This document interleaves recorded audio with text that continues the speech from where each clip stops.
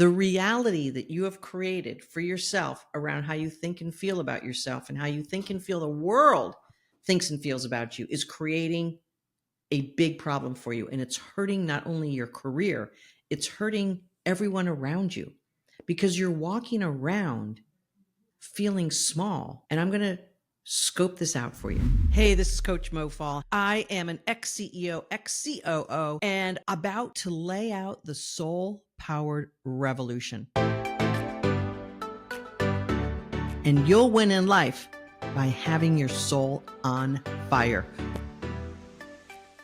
Most women feel pretty normal hanging out with friends, sitting with their kids, maybe even feeling like you're a pretty darn good mom if you have kids, or a pretty good cat or dog mom if you have a pet. You feel probably pretty good in your family. Maybe there's some toxicity and some this and that. Every family has it. You're probably solid in your role there, although there might be some things you'd love to change. And if I were to draw it up on a picture, which I have, this, let me see if I can pull this even further out. This is your role as a friend, a partner, a mom, a sister, a daughter. This is the identity container. And this is you. You might have some gaps in whether you spend enough quality time with people and whether you're actually doing the right things for quality time with people who you love and they love you. And you might be wondering if you're enough. So sometimes there might be these two doubts that are posing a gap between how you feel about yourself, that's what represents the stick figure, and what your identity really is. You're filling the container a fair amount in your roles and identities as a friend, a partner, a mom, a sister, a daughter. Yes, this is that handwriting right there. That's my handwriting. So this is, I'll say, a functional identity relative to your role or your roles. Let's flip the page. Let's go to your role and your identity as a professional woman. This is your role as a professional woman. Let's call it a director of HR. Here's how you might be feeling about yourself. See all this gap and all this red? Here's maybe really how you feel about yourself. A lot of women who I've coached over the past few weeks, I've shared this diagram and this idea with them so they could really see what we do in enhancing and growing your soul. This version of you is scared all the time that she's not enough. She's scared all the time. What's wrong with me? I'm never chosen. They never listen. I can't work any harder. And those are just some of the big questions. There's so many more rolling around, not just in your brain, but in your soul, wondering and doubting if you're really all that. What did I get my master's degree for? How come I've worked so hard and it's not panning out? And you're frustrated and full of stress and negativity.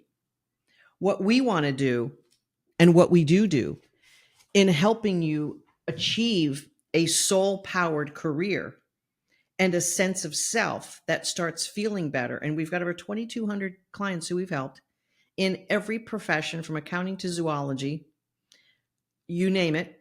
We've seen it. We've helped this woman. We're not the experts in your professional aspirations. We're the experts in helping you grow on the inside so that you can fill this identity better. And once we help you build your soul up, you start to feel like you're in a better state of self. So this red starts going away and your soul starts getting bigger and brighter. The other day I had a husband come on the coaching call to wave and say thanks so much. And he was sort of listening while his wife was being coached.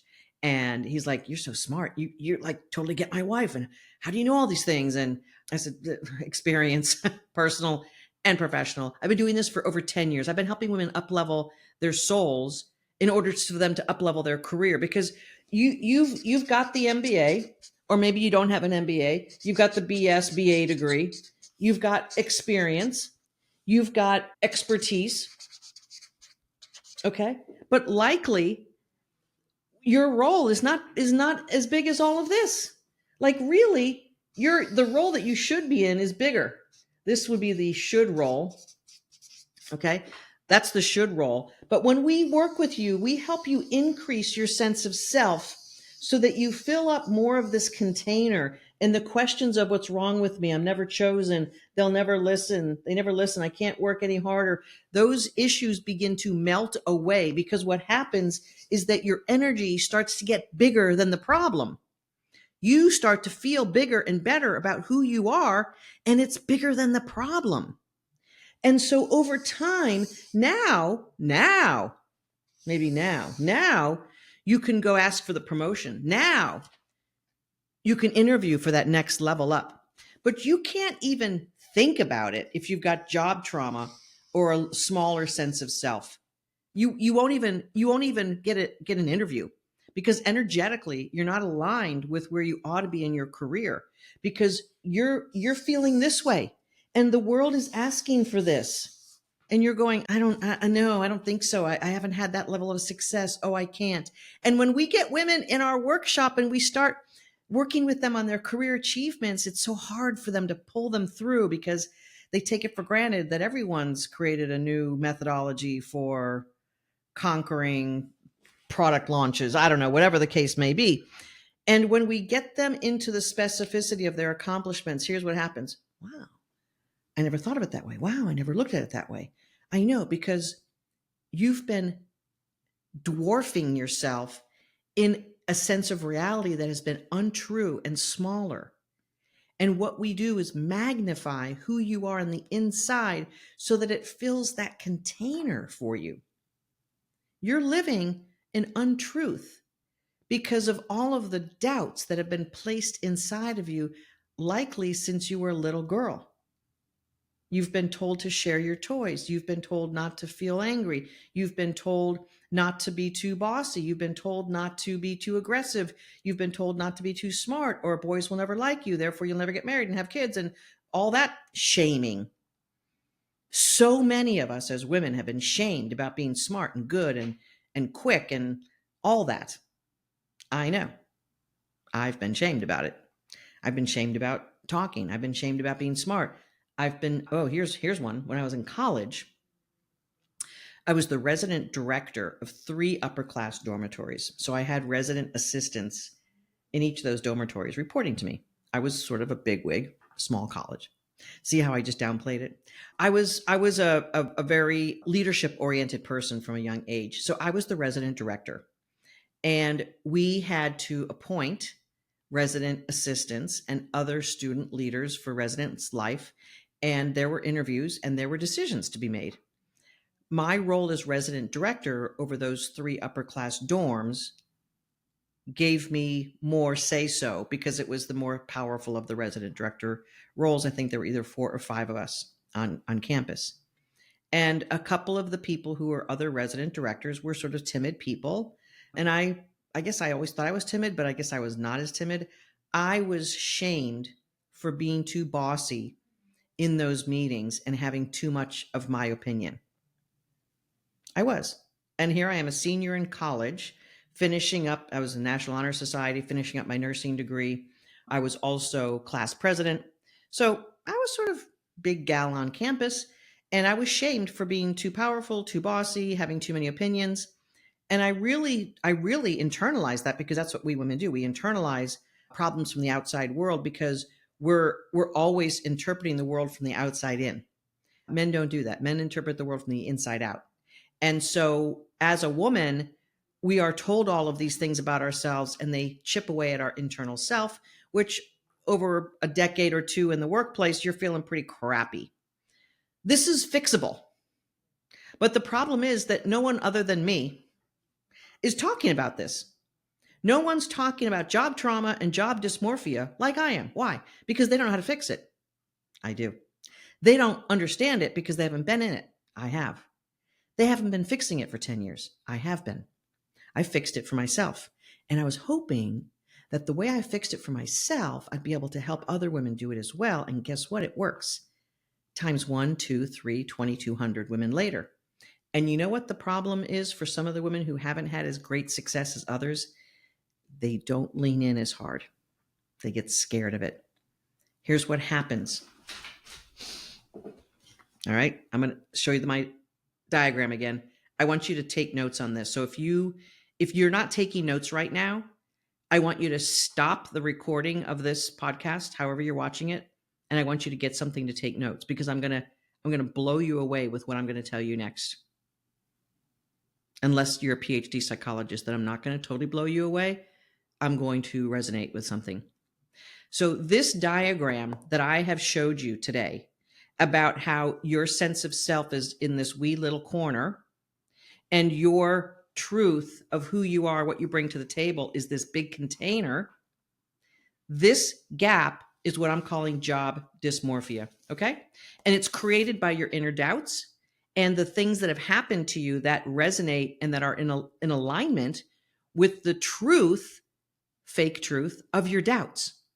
So when your boss passes you over for a promotion, like happened to me many times in my career, you're definitely thinking there is something wrong with you. You're definitely thinking you're never chosen. You're definitely thinking they never listen to me. You're definitely thinking I can't work any harder. What is it that I have to do to get a promotion around here?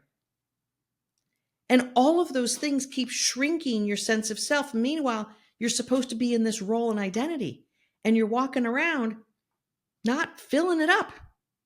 And that's part of the reason why you're not getting promoted.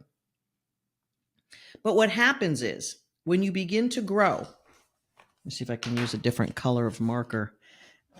Use my blue marker. When you begin to grow, okay, when you begin to grow, you fill up a bigger part of this container. You're no longer accepting the bullshit.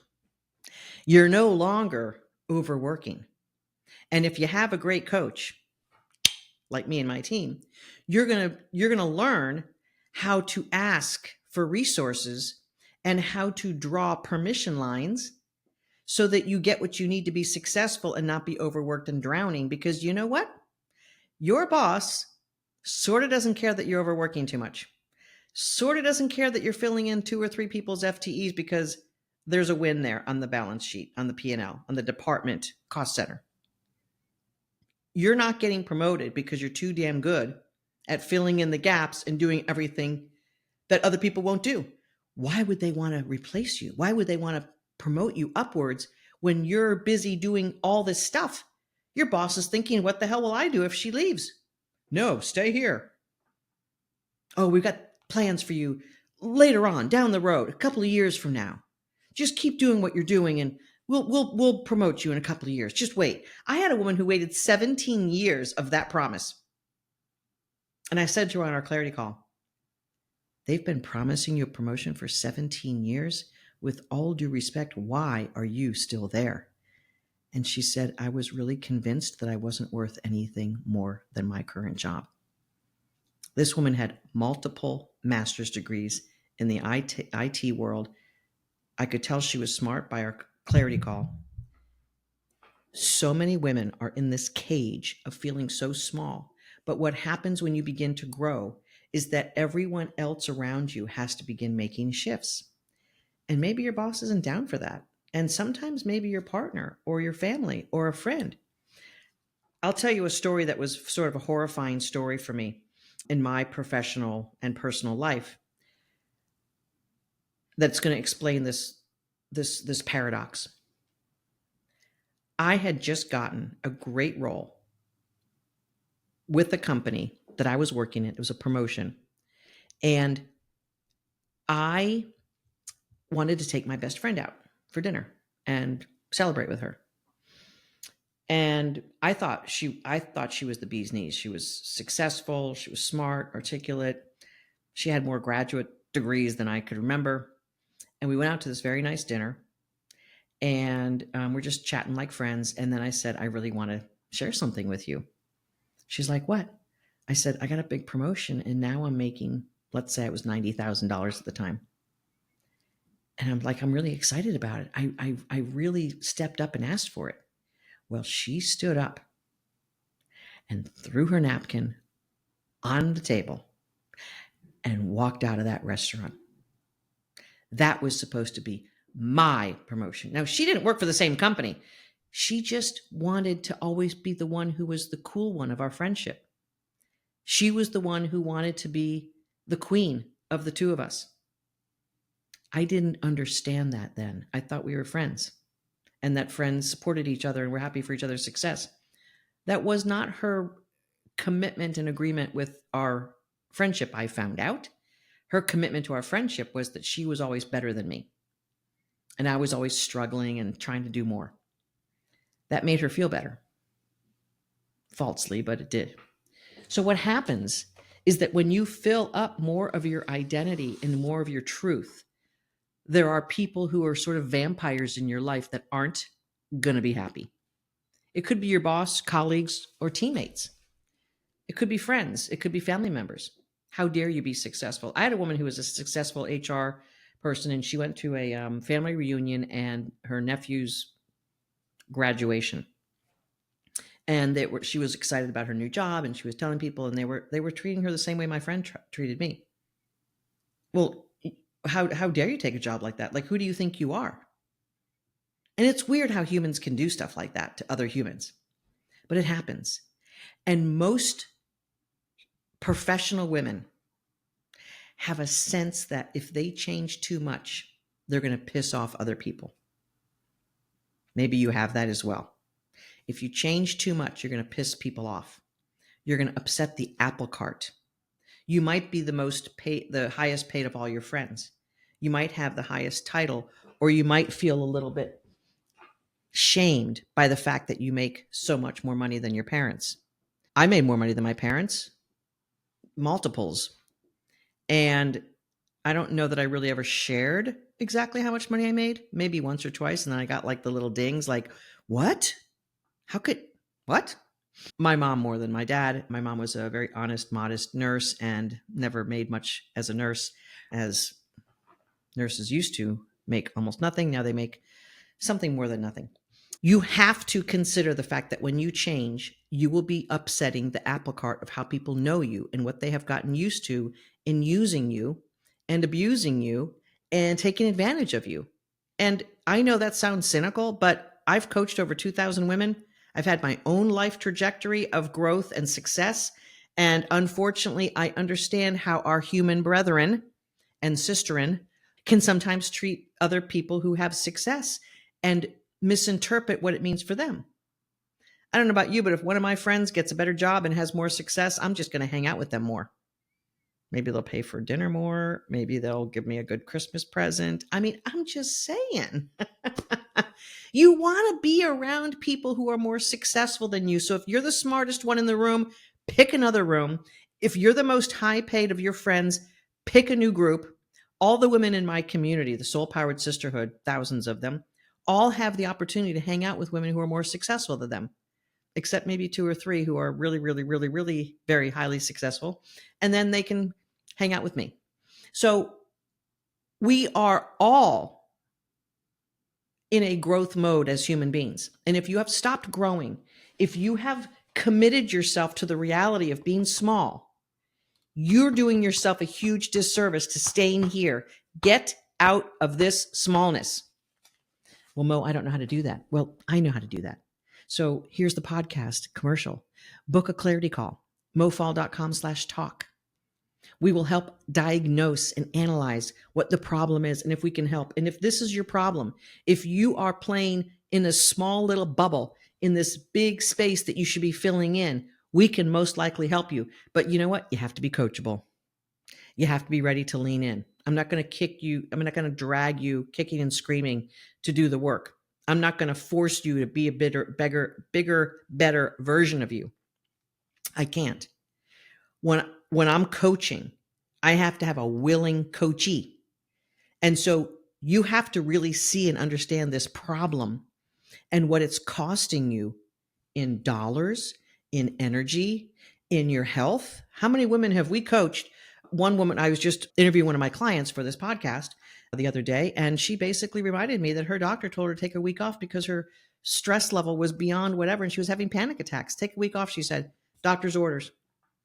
And she knew that something was wrong with her, but she didn't know like how she was going to fix it. And then while she was off for her week, she was scrolling through and hit my Facebook ad and booked her clarity call. And the rest is personal success history because she is in the same job at the same company, doing better, feeling better, not having panic attacks, being a better wife, being a better sister. All the roles that she plays in her life are now more fulfilling, and she's thriving better because she is at a soul powered level and she is thriving. I don't make this stuff up. I help women feel better about themselves at the soul level. And that's how we help fill the container. And when that container is more filled up, now we can help you write a resume.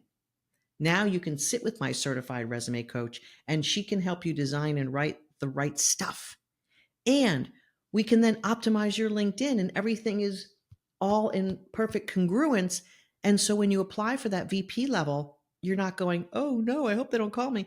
You're saying, yes, I got this. This is my shot. And then we're going to interview prep you. We're going to role play. We're going to help you do an elevator pitch. And I am a freaking genius on this stuff. So everyone sees that in my coaching room and they're like, Mo, when it comes to my elevator pitch, I want you to help me. Boom. I come up with it in a matter of minutes. Here's the thing.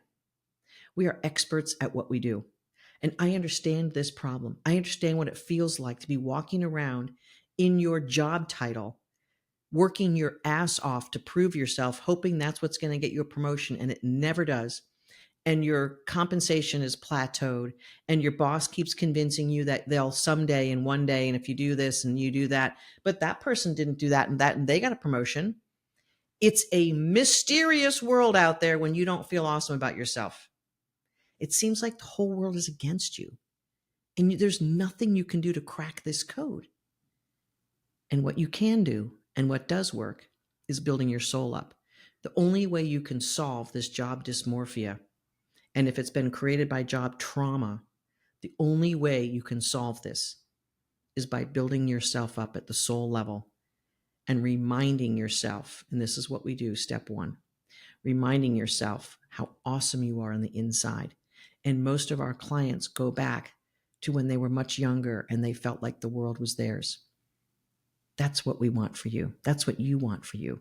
And that's what that director or senior director or VP level is waiting for, or that C-suite level. Fix your reality from the inside out. This is Coach Mo, mofaul.com/talk. Let's figure it out together. Meet with one of my coaches. Let's see what's going on. Let's get this taken care of. We want more professional women being soul-powered out in the workforce so that the workforce can become soul-powered. Let's get enough women out there who know how to be powerful in a congruent, aligned way, not in a bossy asshole way. We're done with that shit, aren't we, ladies? And we're done with overworking, and we're done with overproving ourselves. You're smart, you're educated, you have experience, you have expertise. Now let's get that to fill up the container of how you feel about yourself. This is Coach Mo, your soul-powered career coach. I've been helping women for over 10 years do this because I figured it out myself over my 30-year plus career. It doesn't have to take you 30 years. We got it in 12 weeks. Let's make it happen for you. This is Coach Mo.